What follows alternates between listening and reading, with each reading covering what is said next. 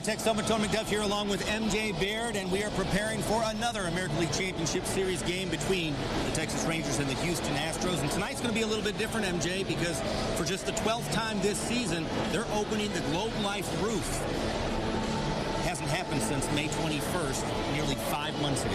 It's closed right now. Pre-game warm-ups are just wrapping up. We expect them to it takes about 12 to 15 minutes to open it, so we expect they'll open it sometime around 6:45 tonight, ahead of 7:03 first pitch. It's a best-of-7 series, and the Rangers lead 2-1. Early in the season, of course, the Texas Rangers got off to such a strong start. Their offense was just mashing the ball, and all of a sudden, that has returned for the Rangers as they've averaged 10 runs per game in this postseason. Hopefully, we can get that repeated tonight. The offense has never been a question for this Rangers team this year. The bullpen, different story, but not the offense. And, hey, they're back at home for the first time in close to 2.5 weeks. They want to treat the home fans to some good baseball. Yes, the Rangers trailed for much of that game, MJ, and then those home runs late were huge. Corey Seager and Adolis Garcia, they felt like the heroes of last night's game, the stars. But you're also saying, Tobin, you think there's maybe some unsung heroes. Yeah, absolutely. I think the bullpens played such a huge part in keeping that game close because they came in, relieved Nathan Eovaldi, went 6 in the third innings, did not allow a single run, only allowed 2 hits, 2 base runners, didn't walk anybody. They struck out 6. I'm going to see if we can just go ahead and throw up that video. Enough of our ugly mugs. You were in the locker room with this Rangers team as they were celebrating.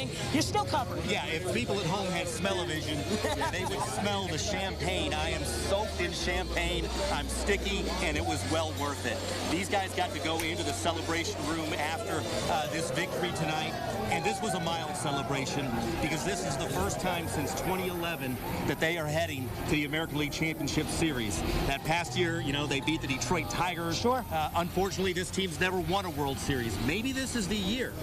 At spring training, I didn't see this. Sure. I thought they still had a year to go before they accomplished something like this. I think they're ahead of schedule, and this is fun. If that's a mild celebration, what's going to happen if they move on from the ALCS? And what's going to happen if they win the World Series? Because, man, I wasn't in there. I was setting up our camera, but I got to see it. They played it up on the Jumbotron here. That looked fun. Well, MJ, you and I have been road warriors this week. I made the trip to Garland twice this week for state volleyball. Right. You made the trip to Hamlin tonight for a game that you're going to bring us in just a little bit. Right. And then last night you were in Abilene for our game of the week. What is that, 277? Yeah. I got that highway mastered by now. Do you now? Yes. Okay. Well, I mean, Hamlin's almost all the way to Abilene. So. Okay, let's see if we can get you a game down 277 next week, too. Possibly.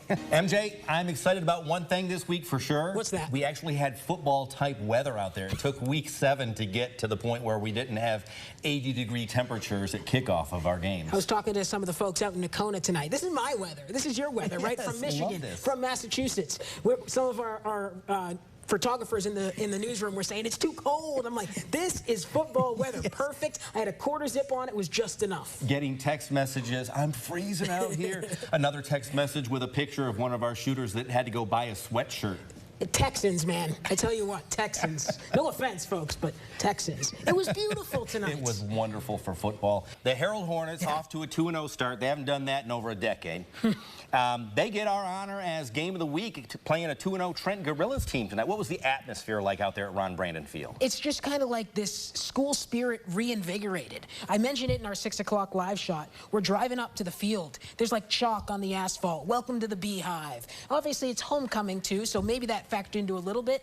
But your team is 2-0. Obviously, you're happy. It was awesome to see. Well, you know, we saw the volleyball team have a very successful season last year, and then the football team got a win at the end of the season, and they've been able to carry that over into this year. It's really neat to see.